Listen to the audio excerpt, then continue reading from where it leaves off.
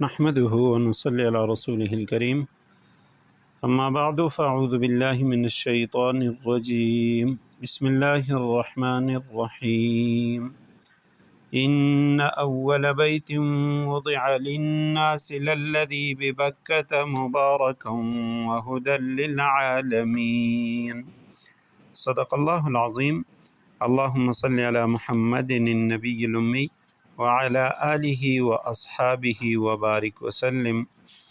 سورہ آل عمران آیت کریمہ کا نمبر 96 ہے۔ آیت کریمہ کا ترجمہ یہ ہے ان اول بیت وضع للناس، حقیقت یہ ہے کہ سب سے پہلا گھر جو لوگوں کی عبادت کے لیے بنایا گیا، للذی ببکۃ مبارکا، یقینی طور پر وہ ہے جو مکہ میں واقع ہے اور بنانے کے وقت ہی سے برکتوں والا، وہدی للعالمین، اور دنیا جہاں کے لوگوں کے لیے ہدایت کا سامان ہے۔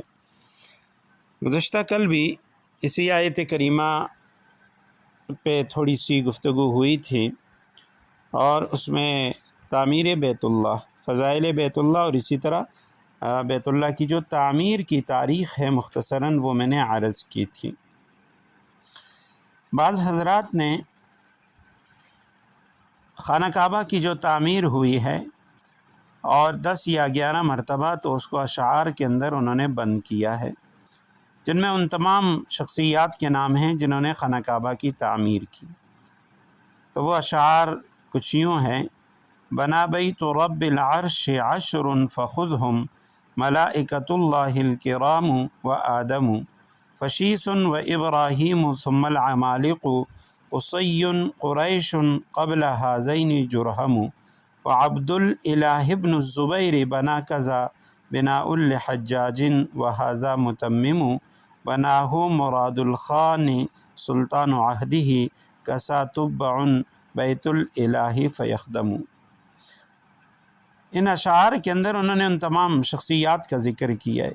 سب سے پہلے فرماتے ہیں کہ اللہ کے گھر کو 10 شخصیات نے بنایا، سب سے پہلے فرشتوں نے، پھر آدم نے، پھر شیس علیہ السلام، پھر ابراہیم علیہ السلام، اور اس کے بعد عمالقہ نے، اس کے بعد قصی نے، پھر قریش نے، اور ان سے پہلے کہتے ہیں جرہم نے، اور اس کے بعد عبداللہ ابن الزبیر رضی اللہ تعالیٰ عنہ نے، 10ویں نمبر پہ حجاج بن یوسف نے، اور 11ویں نمبر پہ سلطان مراد خان نے، اور تبع جو بادشاہ ہیں انہوں نے خانہ کعبہ کو غلاف پہنایا۔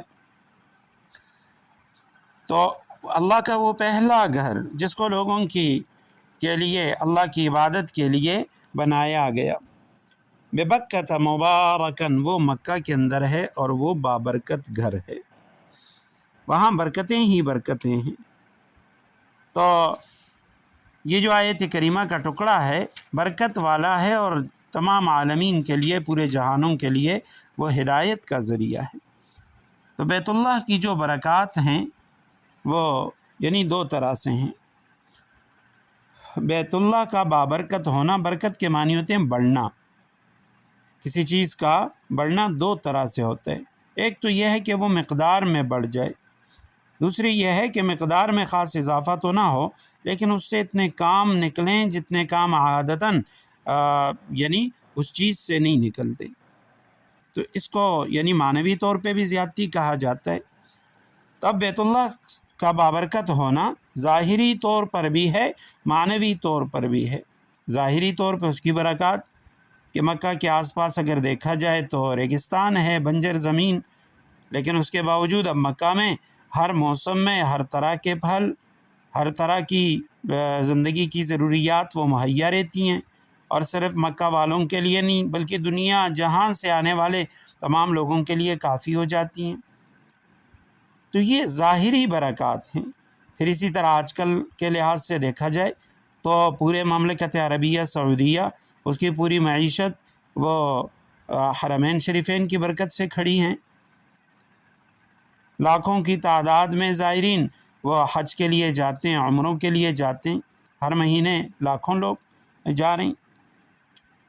تو یہ ظاہری برکات ہیں۔ یجبا الیہ ثمرات کل شیء، اس میں یہاں کی جو سرزمین ہے وہ پوری دنیا کی ثمرات پھل کو اپنی طرف کھینچ لیتی ہے، اور معنوی طور پہ برکات اس کا بھی کوئی شمار نہیں ہے کہ اب وہاں پہ مسجد حرام کے اندر جانے سے یا مکہ کے اندر جانے سے انسان کے اوپر اللہ سبحانہ و تعالیٰ کی رحمتیں بہت زیادہ ہو جاتی ہیں۔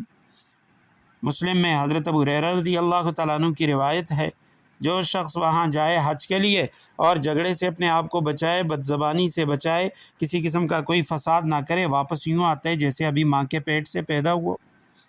عبداللہ ابن عباس رضی اللہ تعالیٰ عنہ کی روایت میں ہے 120 رحمتیں دن رات میں برستی ہیں، ان میں 60 طواف کرنے والوں پر، 40 نماز پڑھنے والوں پر، 20 صرف بیت اللہ کی زیارت کرنے والوں کے لیے۔ تو کعبہ کو دیکھنا بھی عبادت، 1 ساعت کعبہ شریف کو تعظیم اور تکریم سے دیکھنا ایک حج اور عمرے کے برابر ہے۔ ایک حدیث میں ہے کہ کعبہ کو دیکھنا 1 سال کی عبادت کے برابر ہے۔ امام واحدی رحمہ اللہ نے لکھا ہے کہ طواف کرنے والے کے ہر قدم پر 500 گناہ معاف ہوتے ہیں، 500 نیکیاں لکھی جاتی ہیں، 500 اس کے درجات بلند ہوتی ہیں۔ تو یہ یعنی روحانی معنوی طور پہ وہاں کی برکات ہیں۔ اور آیت کریمہ کے آخری ٹکڑے میں فرمایا ھدی للعالمین، پورے جہان والوں کے لیے یہ جگہ بابرکت بھی ہے اور ہدایت کا منبع اور سرچشمہ بھی ہے۔ دنیا میں کتنے لوگ ایسے ہیں جو صرف خانہ کعبہ کی وجہ سے مسلمان ہوتے ہیں، مسلمانوں کا حج دیکھ کے، عمرہ دیکھ کے وہ لوگ اسلام قبول کر لیتے ہیں کہ بھئی یہ مذہب، یہ جھوٹا مذہب نہیں ہو سکتا۔ امریکہ میں ایک تبلیغی جماعت چلی گئی تو کہتے ہیں وہاں ہمیں خاتون کے بارے میں پتہ چلا، بوڑھی خاتون ہے اور وہ اسلام قبول کر چکی ہیں جبکہ اس علاقے میں اور کوئی بھی مسلمان نہیں ہے۔ تو کہتے ہیں ہم اس خاتون کی ملاقات کے لیے چلے گئے اور وہاں پردے کا اہتمام کیا گیا، ہم اس کے پاس چلے، ہم نے اس سے پوچھا کہ آپ کیسے مسلمان ہوئی جبکہ یہاں کوئی مسلمان نہیں ہے آپ کے اس علاقے میں؟ وہ خاتون کہنے لگی، بتانے لگی کہ میں امریکہ کی کسی کمپنی کے اندر کام کر رہی تھی، کسی فرم میں کام کر رہے تھے، تو کام کے سلسلے میں ہماری کمپنی نے کچھ لوگوں کو سعودی عرب بھیج دیا، اور اس میں میرا شوہر بھی تھا جو اسی کمپنی میں ملازم تھا، اور ہم نے آپس میں شادی کر لی تھی۔ جب وہاں گئے سعودی عرب میں اپنے کام کے سلسلے میں تو وہاں ہم دیکھتے کہ روزانہ ہزاروں کی تعداد میں لوگ آ رہے ہیں اور انہوں نے احرام پہنے ہوئے ہیں، وہ آ رہے ہیں۔ تو میں نے اپنے شوہر سے پوچھا یہ لوگ کون ہیں اور یہ کدھر جا رہے ہیں؟ تو اس نے بتایا کہ یہ مسلمانوں کا اس طرح یہاں پہ ان کا روحانی مرکز ہے اور یہ لوگ اس کے حج کے لیے آتے ہیں، عمرے کے لیے۔ میں نے کہا میں بھی جانا چاہتی ہوں۔ اس نے کہا نہیں، وہاں پہ غیر مسلموں کو نہیں چھوڑتے۔ تو خیر میں نے بار بار اصرار کیا اور شوہر سے کہا چلیں ہم کوشش کرتے ہیں۔ تو آخر کار کہتے ہیں ہم مسلمان نہیں ہوئے تھے، دھوکے سے ہم آئے اور میرے شوہر نے احرام کی چادریں پہنی اور میں ویسے ہی اس کے ساتھ روانہ ہوئی، اور کرتے کرتے جتنے بھی وہاں پہ مختلف قسم کے بیریئر لگے ہوئے تھے ہم نے انہیں کراس کیے، یہاں تک کہ خانہ کعبہ پہنچ گئے۔ اور جیسے ہی مطاف میں اترے مجھ پہ اور میرے شوہر پہ ایسا رونا طاری ہو گیا، ہم زار و قطار رونے لگے، بہت زیادہ روئے، اور اسی موقع پہ ہم نے اسلام قبول کی۔ پھر واپس آئے تو کہتے ہیں شوہر کا انتقال ہو چکا ہے اور میں اب یہاں پہ اکیلی رہتی ہوں، اور میں نے اس طریقے سے اسلام قبول کی۔ تو یہ برکتوں والا مقام ہے، پورے عالمین کے لیے ہدایت کا ذریعہ ہے۔